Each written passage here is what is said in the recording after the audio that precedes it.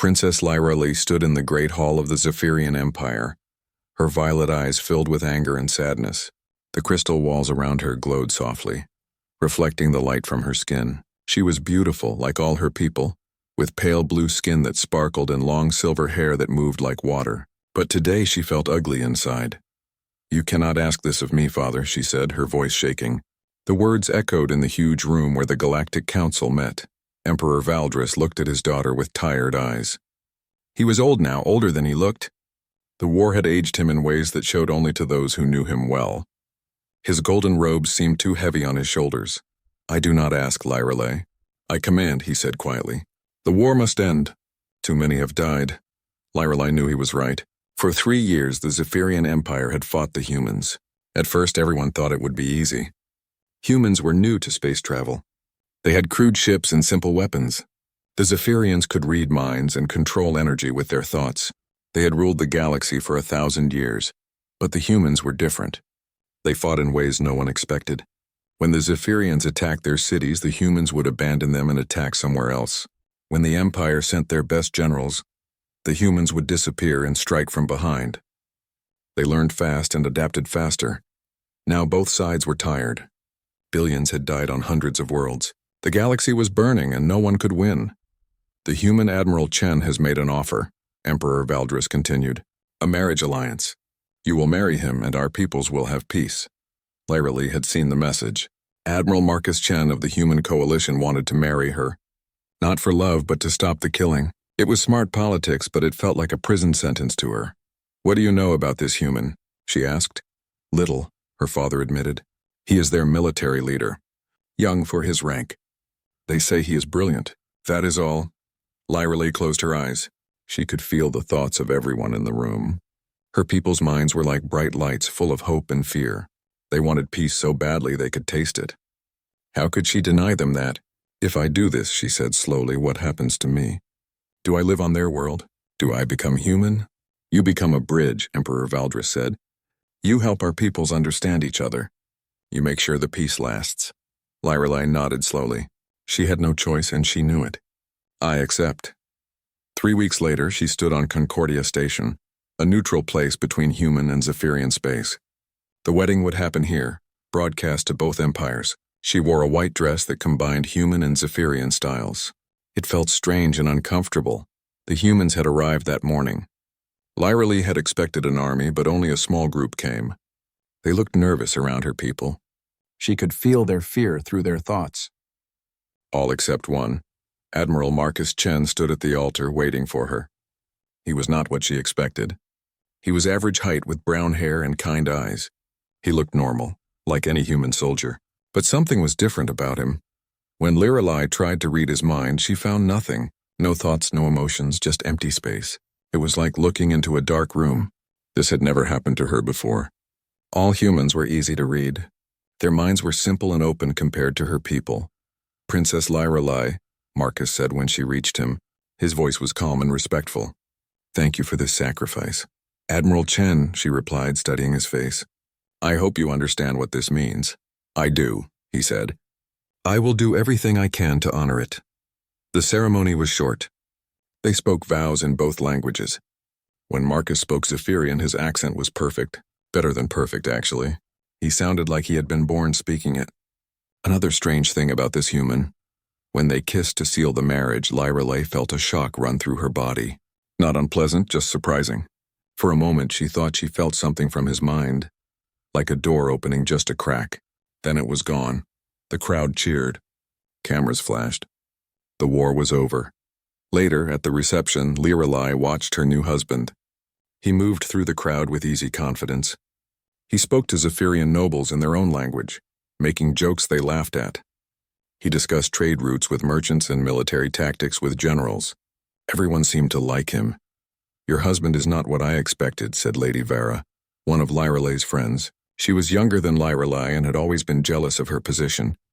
"What did you expect?" Lyrali asked. "A barbarian." "A crude soldier who grunts and points," Vera sipped her wine. "This one seems almost civilized." Lyrali watched Marcus talking to a group of human diplomats. Even among his own people, he seemed different. They looked at him with respect, but also something else. Fear? No, that was not right. It was more like awe. "Admiral Chen," she called out. He turned immediately as if he had been waiting for her voice. "Please call me Marcus," he said, walking over. "We are married now." "Marcus," she said, testing the name. "How long have you studied our language?" "A few years," he said. "I find languages interesting. You speak it very well. Better than most humans." Something flickered in his eyes. "I had good teachers." The party continued late into the night. Finally, it was time to go to their quarters. They would spend one night on Concordia before traveling to New Geneva, the human capital world. Their rooms were large and elegant, with separate bedrooms connected by a living area. Marcus showed her to her door first. "Good night, Lyrelay," he said. "Sleep well." "That is all?" She asked, surprised. "What do you mean?" "We are married. In Zephyrian culture." "I know what marriage means," Marcus said gently. "But this is not a normal marriage. You were forced into this. I will not add to that burden." Lyrelay stared at him. She had expected many things from this human, but kindness was not one of them. "Thank you," she said quietly. "Good night," he said again, and went to his own room. Lyrelay lay in bed staring at the ceiling. Her life had changed completely in one day. She was married to an alien. She would live on an alien world. She would probably never see her home again, but Marcus seemed different from what she expected. He was intelligent and respectful. He spoke her language perfectly and understood her culture. There were mysteries about him, like his unreadable mind and the way his own people looked at him. Maybe this would not be as terrible as she thought. In the next room, Marcus Chen sat by the window looking out at the stars. He had not lied to Lyrelay, but he had not told her the whole truth either. There were things about him that would frighten her, things that would make her understand why the war had really ended, but those secrets could wait. For now it was enough that she did not hate him. That was more than he had hoped for. Tomorrow they would begin their new life together. And maybe, if he was very careful, she would never need to know what he really was. 6 months had passed since the wedding, and Lyrelay's life on New Geneva was nothing like she had expected. The human capital world was beautiful in its own way, with blue skies and green forests that reminded her of ancient Zephyrian poetry. Their home was a large building that served as both residence and diplomatic center. Every day brought new surprises about her husband. This morning, she found Marcus in his study reading 3 books at once. One was written in ancient Scythian, a language so old that most scholars needed translation software. Another was in Zephyrian mathematical script, which used symbols instead of words. The third was in something she did not recognize at all. "Good morning," she said, setting down his coffee. He drank it black like most humans. "Good morning," he replied, looking up with a smile. "Did you sleep well?" "Yes, thank you." She glanced at the books. "What are you reading?" "Research," he said simply. "The Kethian trade delegation arrives next week. I want to understand their culture better." Lyrelay picked up the book in Zephyrian mathematical script. "This is very advanced. Even I have trouble with some of these concepts." "Mathematics is universal," Marcus said. "Once you understand the patterns, language does not matter." She had heard him say things like this before. Marcus had a way of making difficult things sound simple. He spoke 17 languages fluently, more than most professional diplomats. He understood science, history, art, and politics with equal ease. But whenever she asked about his past, he became quiet. "Marcus," she said, sitting down across from him, "tell me about your family." His hands stopped turning the pages. For a moment, his face showed something she rarely saw there. Pain. "They died in the war," he said quietly. "I am sorry. I did not mean to." "It is okay." He closed the books carefully. "They died in the first attack on Terran Colony 7. My parents, my sister, her children, all of them." Lyrelay felt a rush of sympathy. She reached out to touch his hand, forgetting for a moment that she could not read his thoughts. With other humans, she could sense their emotions even when they tried to hide them. With Marcus, there was only silence. "How long ago?" she asked. 4 years, he said. "I joined the military afterward." "You were very young to become an admiral." Something flickered in his eyes again, that strange look she had seen before. "I was good at my job." The conversation ended when his aide announced visitors. A group of human officials had come to discuss trade agreements. Marcus stood up, and suddenly he was Admiral Chen again, confident and in control. Lyrelay watched him work throughout the day. He had a gift for making people comfortable. The human officials respected him, but she noticed they also seemed nervous around him. They always stood a little too straight when he entered a room, spoke a little too carefully when addressing him. That evening, they attended a dinner party at the Terran embassy. Lyrelei wore a blue dress that complemented her skin, and Marcus wore his dress uniform. They made a striking couple, and she could feel the eyes of other guests following them. "The princess looks beautiful tonight," said Ambassador Reynolds. "An older human woman with kind eyes." "She always does," Marcus replied, offering Lyrelei his arm. They mingled with the crowd, making small talk about politics and trade.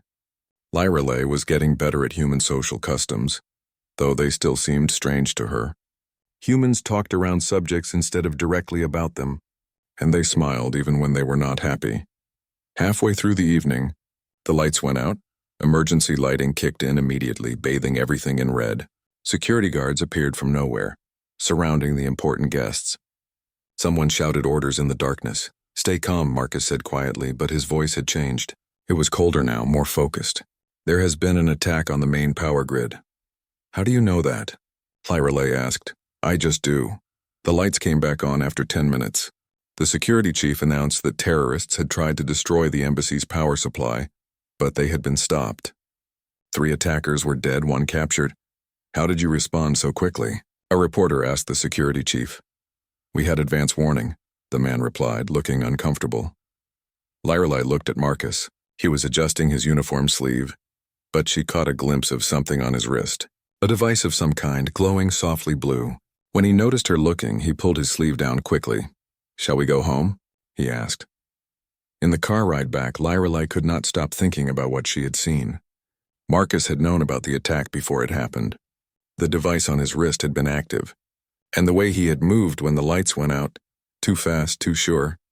"Marcus," she said as they entered their home, "what was that device on your wrist?" "Just a communication device," he said. "Standard military equipment. I have never seen one like it. The military has a lot of equipment you have not seen." He was avoiding her questions again, the way he always did when she got too close to something important. Lyrelei was beginning to understand that her husband had many secrets. Over the following weeks, she paid more attention to the strange things about Marcus. Electronic devices sometimes flickered when he was angry. He never seemed to get sick, even when a flu outbreak affected half the embassy staff. He could go days without sleep when they had important negotiations, and his reflexes were impossible. She saw it clearly one afternoon when they were walking in the garden. A maintenance robot malfunctioned and fell from a high tree, heading straight for her head. Marcus moved so fast that her eyes could barely follow him. One moment he was 3 steps away. The next he was catching the heavy robot with one hand. "Are you all right?" he asked, setting the robot down gently. Lyrelei stared at him. "How did you move so fast?" "Adrenaline," he said, but he would not meet her eyes.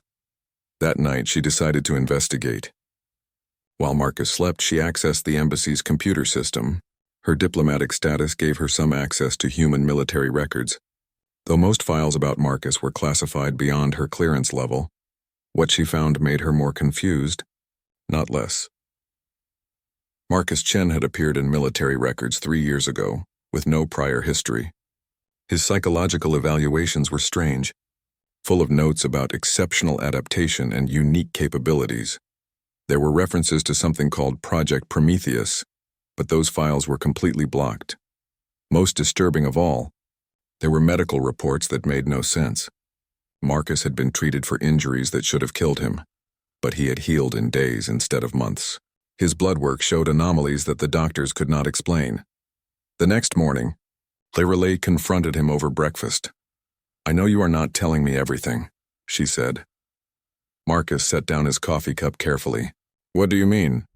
"Your military records, your reflexes, the way electronics behave around you." She leaned forward. "What is Project Prometheus?"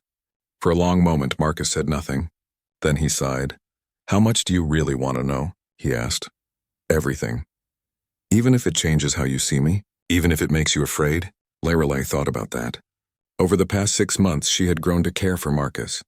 Not love, not yet, but something deeper than friendship. He was kind to her, respectful, and genuinely interesting to talk to. Whatever his secrets were, she did not think they would make her hate him. Yes, she said. I want to know. Marcus stood up and walked to the window. For a long time he stared out at the garden where he had caught the falling robot. I am not entirely human anymore, he said finally.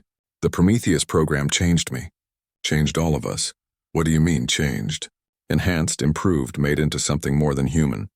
He turned to face her. The war with your people was not the real war, Lyrelei. It was just a distraction from something much worse. Lyrelei felt cold suddenly. What could be worse than our war? Marcus looked at her with eyes that seemed much older than his face. Something is coming, he said. Something that makes our war look like a playground fight. And people like me are the only thing standing between it and the destruction of everything we know. Outside, the sun was shining and birds were singing, but Lyrelei felt like the world had suddenly become a much darker place. 1 year had passed since the wedding, and Lyrelei's feelings for Marcus had grown deeper and more complicated. She cared for him, possibly even loved him, but his revelation about Project Prometheus had created a wall between them. He had told her he was enhanced, but he would not explain what that meant. Every day brought new questions without answers. Tonight was particularly important. The hegemony of Keth had sent their ambassador to discuss joining the peace talks. The Kethians were a warrior species, known for their aggression and their powerful military.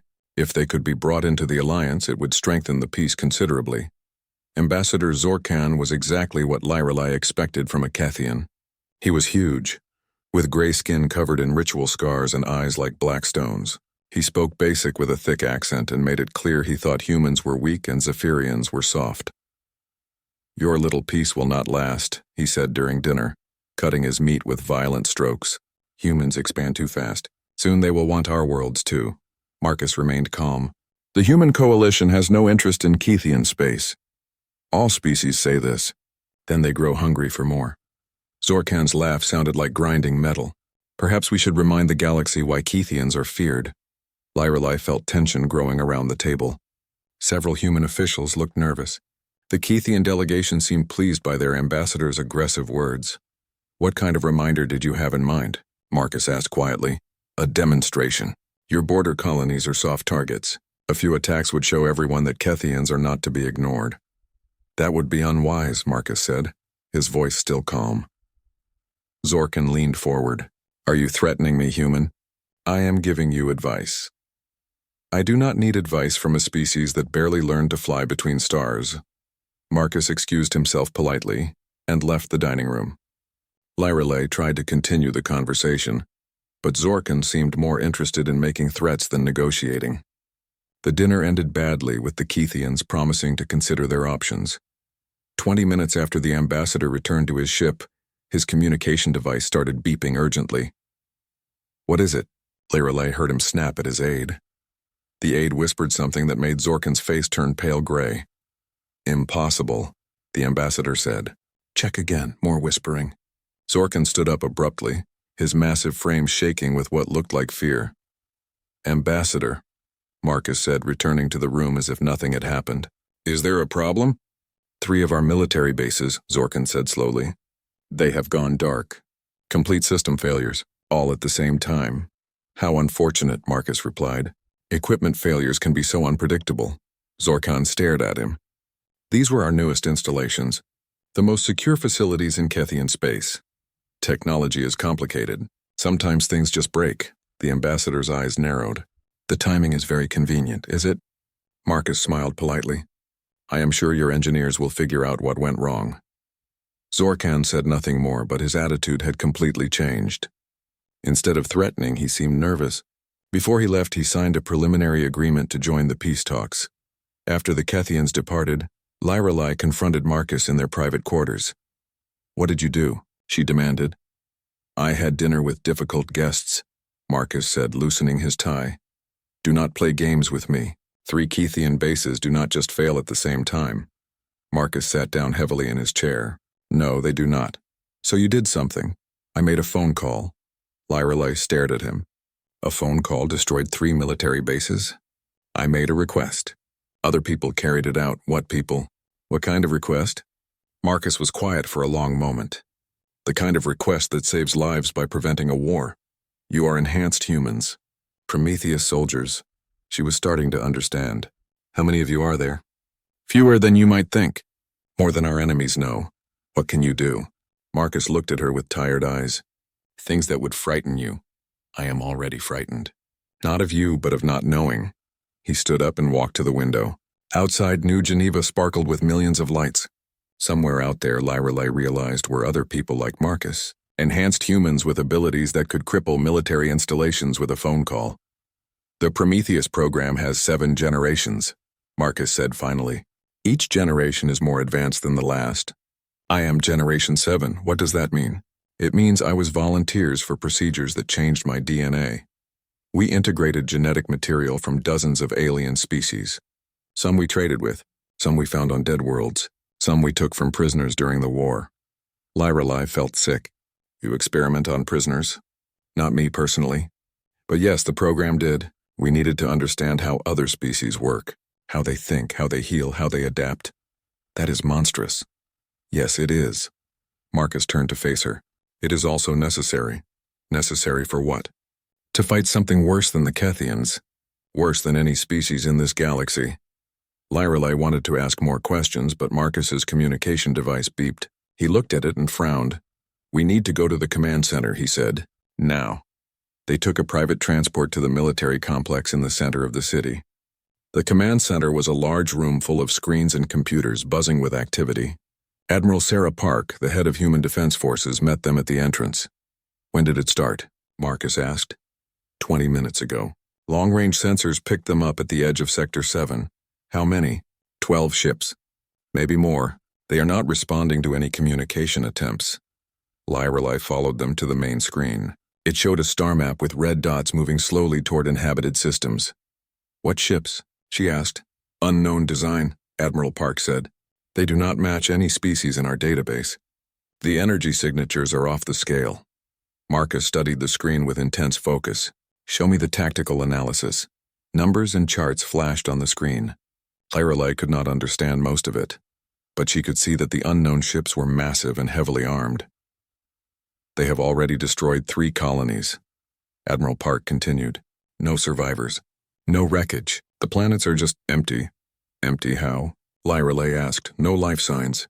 No structures. Like everything was just erased. Marcus's face had gone completely white.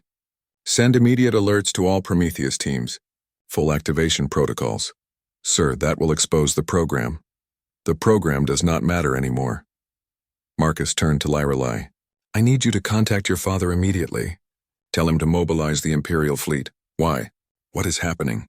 Marcus looked at the screen where the red dots continued their slow advance toward more populated systems. The enemy we have been preparing for, he said quietly. They have finally arrived. What enemy? The Void Hierarchy. An ancient species that feeds on other civilizations. They have been traveling between galaxies for millions of years, consuming everything in their path. Lyrelei felt cold terror wash over her. How do you know about them? Because we found the ruins of their last visit to this galaxy. 50,000 years ago, they destroyed every advanced civilization here. The few survivors left warnings for whoever came after. And you knew they would return? We hoped we were wrong. We prepared just in case we were right. Marcus's hands were shaking slightly. Now we know. On the screen, the red dots moved closer to inhabited worlds. Somewhere out there, billions of people had no idea that death was coming for them. What can we do? Lyrelei whispered. Marcus looked at her with eyes full of determination and fear. Everything we can, he said. And hope it is enough. The war that had brought them together was over. But the real war, the one that would determine the fate of every living thing in the galaxy, was just beginning. And Lyrelei was starting to understand that her husband was not just a soldier or a diplomat. He was a weapon designed specifically to fight an enemy that could destroy entire worlds. The question was whether that weapon would be enough. 18 months after their wedding, Lyrelei thought she understood her husband. She was wrong. The Void Hierarchy had been attacking outer colonies for 3 weeks. Each assault followed the same pattern. Massive black ships would appear, surround a planet, and within hours every living thing would be gone. Not killed, not destroyed, simply erased as if they had never existed. The combined fleets of the human coalition, Zephyrian Empire, and their allies had tried to stop them. Traditional weapons had no effect. The void ships absorbed energy attacks and ignored kinetic weapons. Worse, they seemed to learn from each encounter, adapting their defenses faster than anyone could adapt their attacks. Today, they were coming to New Geneva. Lyrelay stood in the emergency command center, watching the main screen show 12 enormous void ships approaching the planet. Each ship was the size of a city, black as space itself, with strange geometric patterns that hurt to look at directly. Evacuation is 60% complete, Admiral Park reported, but we will not get everyone off in time. Then we make our stand here, Marcus said calmly. He had changed over the past 3 weeks. The kind, thoughtful man she married was still there, but something else was emerging. Something harder and more focused. He spent hours in private communications with other Prometheus soldiers making plans she was not allowed to hear. Marcus, she said quietly, what are you going to do? What I was designed to do. The fleet can handle this. We have hundreds of ships. Marcus looked at the tactical display showing their combined forces. Human, Zephyrian, and Keithian ships formed a defensive line around the planet. It looked impressive until you compared it to the approaching void vessels. Our ships will buy time, he said. Nothing more. Then what? Before Marcus could answer, alerts started flashing across every screen. The void ships had begun their attack. The first wave hit the outer defense line like a black wave against sand castles. Zephyrian energy weapons that could melt asteroids simply vanished when they touched the void ships. Human missiles exploded harmlessly against their hulls. The ships themselves seemed to absorb the attacks, growing larger and darker with each hit. They are feeding on our weapons, Admiral Park said in horror. Every attack makes them stronger. Pull back the fleet, Marcus ordered. Minimum safe distance. Sir, that leaves the planet defenseless. No, it does not. Marcus walked to a special console that Lyrelay had never seen before. When he placed his hand on it, the device glowed with the same blue light she had seen on his wrist months ago. Prometheus 7 to all units, he said into the communicator. Full authorization. Planetary Defense Protocol. Marcus, what are you doing? Lyrelay asked. Becoming what I really am. The answer came in the form of 11 other signals responding to Marcus's call. Across the planet, other Generation 7 Prometheus soldiers were activating. Lyrelay could see their locations appear on the tactical map. 1 in each major city, plus Marcus here in the capital. 12 of you, she whispered, against 12 ships. The numbers are not coincidence, Marcus said. We were designed specifically for this threat. On the main screen, the void ships had reached orbit. They positioned themselves around the planet in perfect formation, each one directly above a major population center. Then they began to descend. Energy readings are off the scale, a technician reported. They are charging some kind of weapon. Life-draining technology, Marcus explained. In 10 minutes, they will activate it. Every living thing on the planet will be consumed to feed their ships. Then stop them. I am going to try. Marcus began removing his uniform jacket. Underneath, he wore a simple black shirt that seemed to shimmer with its own light. As Lyrelay watched, the shirt began to change, flowing over his body like liquid metal until it covered him completely in a form-fitting suit. Marcus, this is my real uniform, he said. His voice sounded different now, coming through the suit systems. Watch the screen. On the tactical display, 12 small dots appeared, one rising from each city toward the void ships above. The dots moved impossibly fast, accelerating beyond anything that should be possible for a human body. Those are people? Admiral Park asked in disbelief. Enhanced people, Marcus corrected. Generation 7 Prometheus soldiers have been modified with DNA from 43 different species. We can survive in space, move at high speeds, and channel energy in ways that normal humans cannot. Lyrelay watched the dots on the screen reach the void ships. Then explosions began to flash across the enemy vessels. They are fighting the ships directly? She asked. We are the only weapons that work against them. The void hierarchy feeds on technology and energy, but they cannot feed on living beings who carry genetic patterns they have never encountered before. On the screen, the battle was unlike anything Lyrelay had ever seen. The Prometheus soldiers moved around the void ships like insects attacking giants, but their attacks were having an effect. Sections of the black hulls were cracking and bleeding strange dark fluid, but the ships were fighting back. Energy beams swept through space trying to target the small, fast-moving figures. One beam caught a Prometheus soldier, and his signal disappeared from the screen. Johnson is down, Admiral Park reported quietly. Marcus's jaw tightened. but he continued coordinating the attack. Martinez, take Johnson's target. Williams, concentrate fire on the primary ship. Which one is the primary ship? Lyrelai asked. Marcus pointed to the largest vessel hovering directly above their city. That one contains the hierarchy's field commander. If we can destroy it, the others will retreat. What happens if you cannot destroy it? Then we try something more drastic. On the screen, the battle was intensifying. The Prometheus soldiers had managed to cripple 3 of the smaller ships, but the primary vessel seemed almost undamaged. Worse, it was beginning to glow with an ominous red light. Life drain sequence is starting, a technician announced. They are powering up their primary weapon. Marcus made a decision. All units fall back to minimum range. I am going in alone. Marcus, no. Lyrelai grabbed his arm. There has to be another way. There is. But you will not like it. What do you mean? Marcus looked at her through the suit's visor. His eyes were glowing with the same blue light as his equipment. The Prometheus program has a final option. Something we hoped we would never have to use. He paused. I can unlock the full potential of my enhancements, but doing so will change me permanently. I might not be the same person when it is over. How not the same? The alien DNA in my system will become dominant. I will have all their abilities, but I might lose my human consciousness. My memories of being human might fade.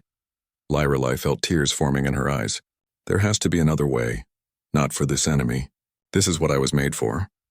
Marcus leaned forward and kissed her through the visor. For a moment, the blue glow in his eyes dimmed, and she could see the man she had married. If I forget who I am, he said quietly, help me remember. Then he was gone, launching himself through the command center's emergency airlock and rocketing toward space. Lyrelai watched on the screen as Marcus's signal accelerated toward the primary void ship.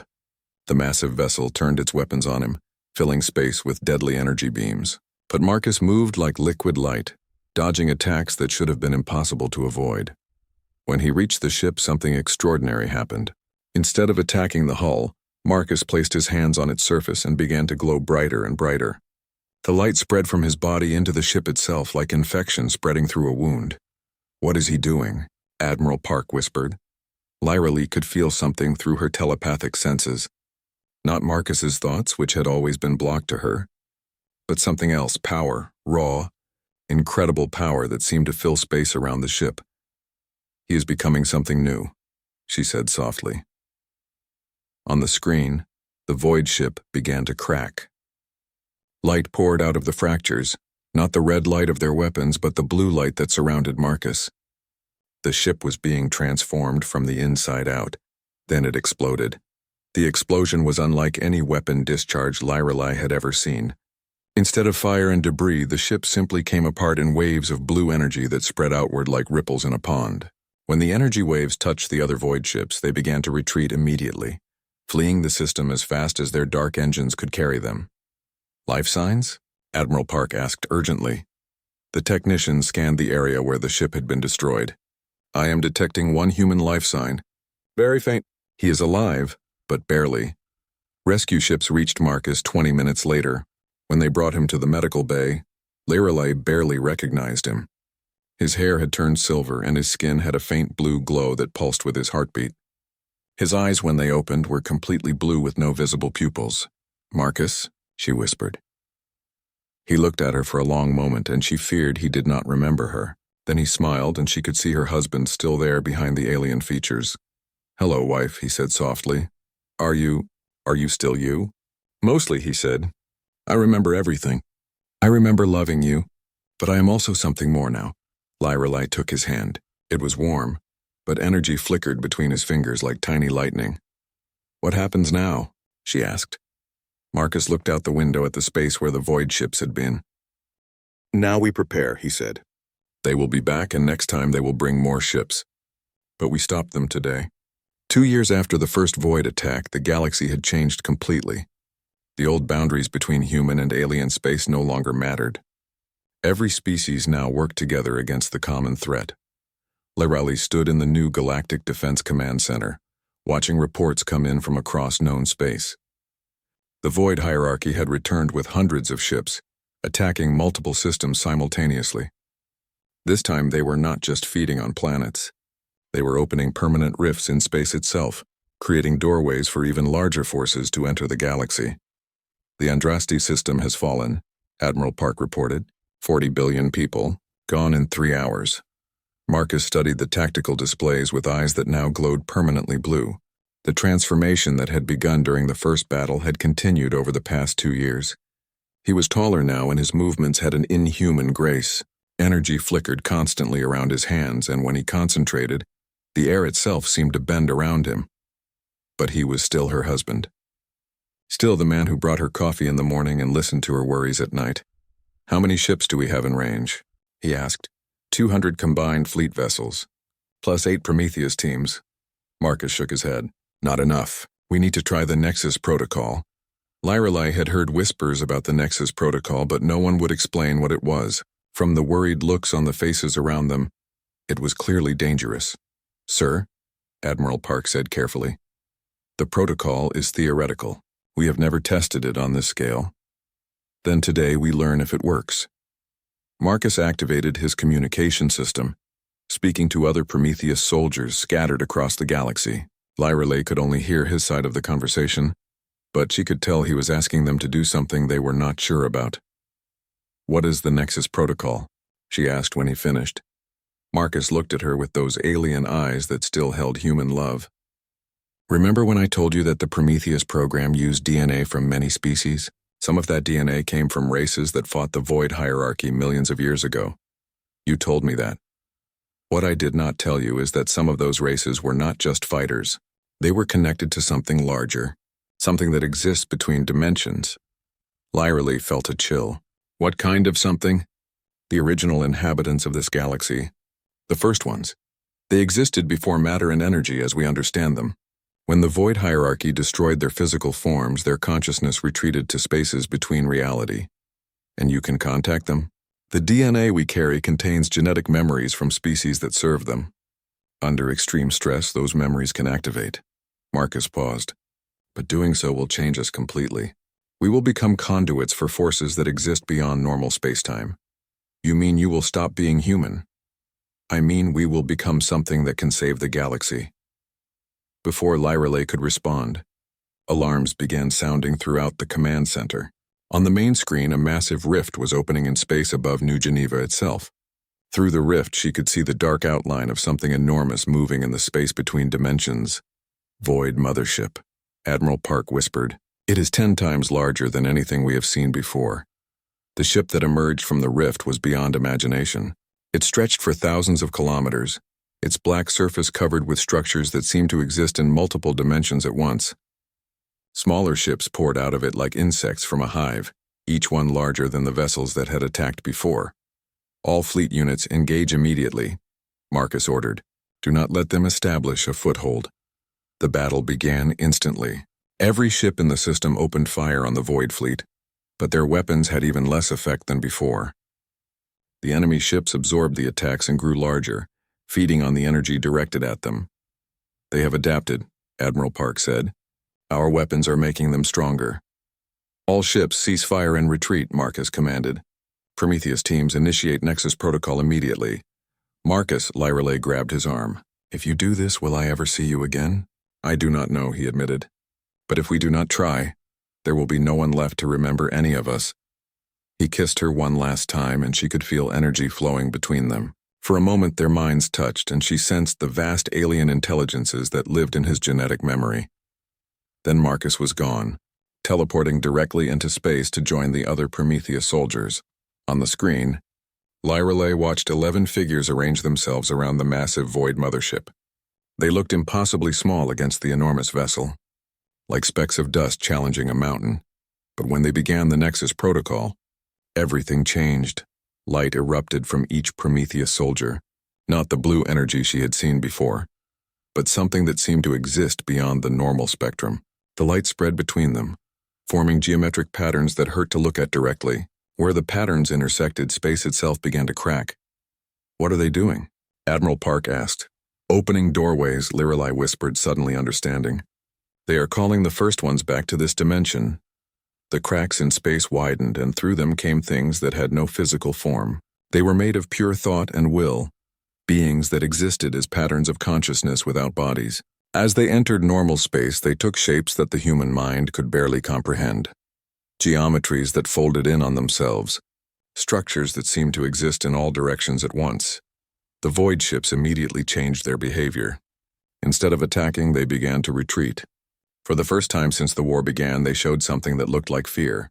But the mothership did not retreat. Instead, it opened like a flower, revealing its true nature. It was not just a ship, but a living creature. A creature made of hunger and darkness, with intelligence that spanned galaxies and had consumed entire civilizations. The battle between the first ones and the void entity took place on levels that normal matter could not comprehend. Reality itself bent and twisted as forces beyond physics clashed. Space turned inside out, time flowed backward, and the laws of nature became suggestions rather than rules. In the middle of it all, the Prometheus soldiers burned like stars, channeling powers that no human body was designed to contain. Lyra Lee watched Marcus's life signs fluctuate wildly as alien DNA overwrote his human genetics completely. "He is dying," the medical officer reported. "No," Lyra Lee said, feeling something through their connection. "He is becoming something else." She was right. One by one, the Prometheus soldiers stopped being human. Their bodies dissolved into pure energy, but their consciousness remained, now connected directly to the first ones. They had become bridges between dimensions, living gateways that allowed ancient powers to enter the fight. The void entity realized its mistake too late. It had expected to fight ships and weapons, not the original inhabitants of the galaxy. The first ones had been waiting millions of years for this chance at revenge. The battle ended with the void entity's destruction, but the victory came at a cost. The dimensional barriers around the galaxy had been permanently altered. The first ones could now exist in normal space, but so could other things from the spaces between dimensions. When the fighting ended, Lyra Lee waited anxiously for the Prometheus soldiers to return. Only 6 came back, and they were no longer entirely human. Their bodies were composed of both matter and energy, shifting constantly between physical and ethereal states. Marcus materialized in front of her, and for a moment she was not sure it was really him. He was taller, more angular, and his skin seemed to be made of starlight. But when he spoke, his voice was the same. "Hello, wife," he said softly. "Are you still you? I am who I was and more. I remember being human. I remember loving you. But I also remember being part of something vast and ancient." He reached out to touch her face, and his hand felt like warm light. "The question is whether you can love what I have become." Lyra Lee looked at this being who had once been her husband. He was alien now, more alien than she was. But she could still see Marcus in his eyes, still feel his care for her. "I fell in love with your mind and your heart," she said. "Those are still there." "They are," he agreed. "Changed, but still there." Around them, the command center was celebrating victory. The void threat had been ended and the galaxy was safe. But Lyra Lee knew that the real work was just beginning. "What happens now?" she asked. Marcus gestured to the other transformed Prometheus soldiers. "We become guardians. The dimensional barriers are weakened now. Other threats will come. Things that normal military forces cannot fight. We will be ready for them. And us? What happens to our marriage?" Marcus smiled, and for a moment he looked almost human again. "We adapt, we learn. We find new ways to be together." Lyra Lee took his hand, feeling energy flow between them. Through their connection, she could sense the vast intelligence he had become connected to, but also the core of love and humanity that remained. 5 years later, they stood together on the observation deck of the new Galactic Guardian station, watching their children play in the garden below. The children were extraordinary, natural hybrids of human, Zephyrian, and something beyond both species. They could manipulate matter with their thoughts and see across dimensions, but they still laughed like